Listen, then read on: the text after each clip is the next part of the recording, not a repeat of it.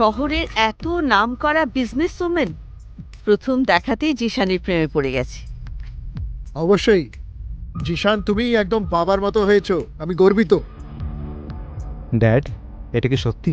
বাণী রঘুবংশী কি সত্যি জিশানের প্রতি ইন্টারেস্টেড? এরা যা ভাবছে এদের ভাবতে দাও, এদেরকে এটা ভেবে সুখে থাকতে দাও বাবা। চুপ করো, আমাদের উন্নতি দেখে হিংসা করো না। আমি স্পষ্ট দেখতে পাচ্ছি যে বাণী রঘুবংশী আমাদের জিশানের প্রেমে পাগল। সেই জন্যই তো 100 কোটির বিজনেস ডিল পাঠিয়েছে। ঠাকুমা একদম ঠিক কথা বলেছেন। এখানে শুধু আমারই একমাত্র ওনার সাথে দেখা হয়েছে, শুধু আমরা দুজনে একে অপরকে চিনি। জিশান, তুমি কি শিওর যে কোটি কোটি টাকার মালিক সে সত্যি তোমাকে পছন্দ করে? আর নয়তো কি, পার্টিতে তার সাথে আমারই তো দেখা হয়েছিল। আজ সে যা করেছে তা সবই আপনাদের সামনেই রয়েছে। একদম ঠিক বলেছে আমার নাতি। জিশানকে বাণী পছন্দ করে, তা নয় তো কি তোমাকে পছন্দ করবে? 41-45 বছর বয়সী লোককে। হ্যাঁ, সেরকম। আঙ্কেল, আপনিও না কি যে বলেন। বাণী রঘুবংশী কি আলাদা লেভেলের, আর আপনার কি লেভেল? আমার মনে হয় এই ধরনের কথা বলার আগে আপনার একটু ভাবা উচিত। তো বাণীর মতো একজন বিজনেস কুইন কোনো আঙ্কেলের প্রেমে পড়বে?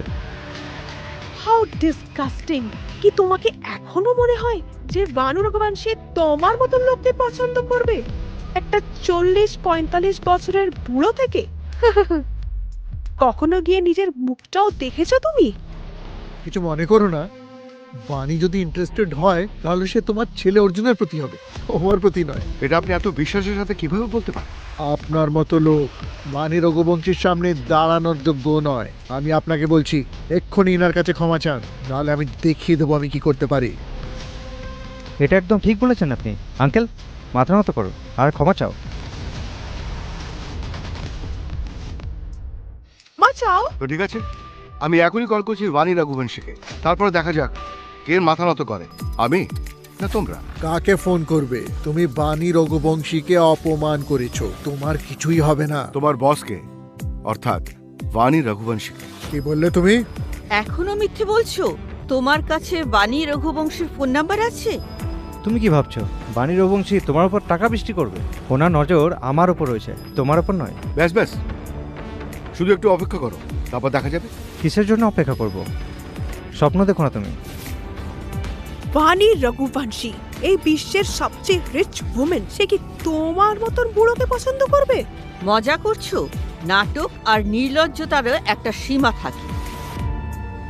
আই হোপ 100 কোটির বার্থডে গিফট এতক্ষণে ওদের কাছে পৌঁছে গেছে, তাই না? Yes ma'am. তোমার শাশুড়ি তো আমার বার্থডে গিফট অ্যাকসেপ্ট করে নিয়েছে, কিন্তু আমি জানি না যে তুমি কতদিন আমার অফার এড়িয়ে চলবে।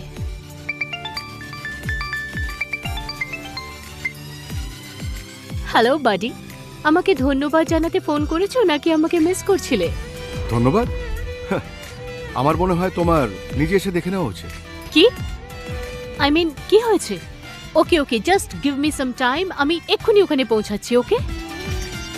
মনে হয় আমি আবার গন্ডগোল করেছি, নয়তো আমার গিফটটা ওদের পছন্দ হয়নি। সেনায় একটা কাজ করো, আর একটা স্পেশাল গিফট রেডি রাখো, ঠিক আছে? Okay ma'am. আমি নিজেই মালহোত্রা পরিবারের সাথে দেখা করতে যাব। কয়েক মিনিট তো হয়ে গেল, কোথায় মিস বাণী রঘুবংশী? এখনই এসে যাবে।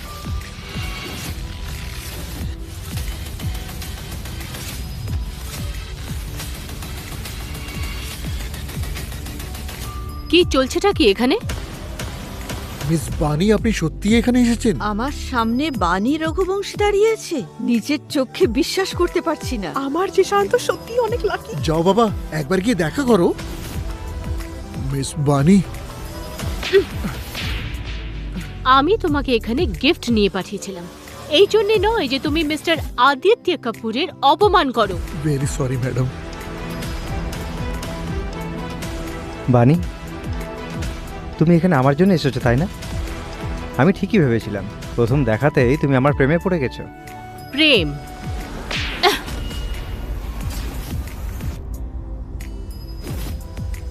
তুমি কে যে আমি তোমার প্রেমে পড়ব?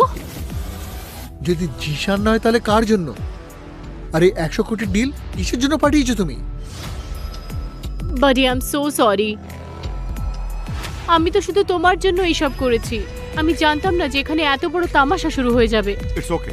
তাহলে এখন কি ভেবেছো তুমি আমাকে বিয়ে করার ব্যাপারে?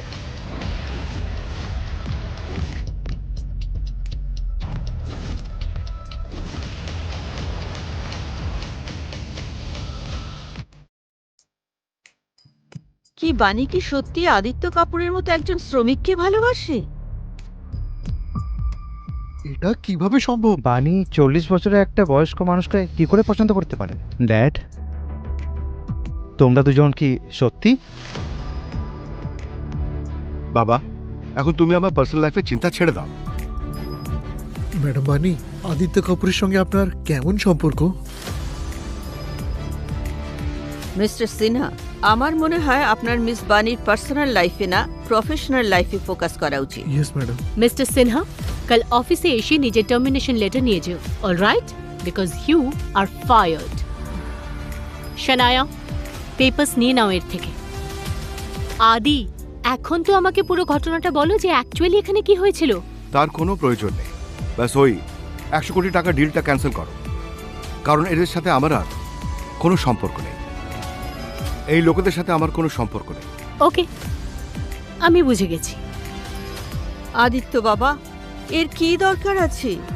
আমাদের পরিবারের মধ্যে যত ভুল বোঝাবুঝি হয়েছে আমরা একসঙ্গে বসে তা মিটিয়ে ফেলবো।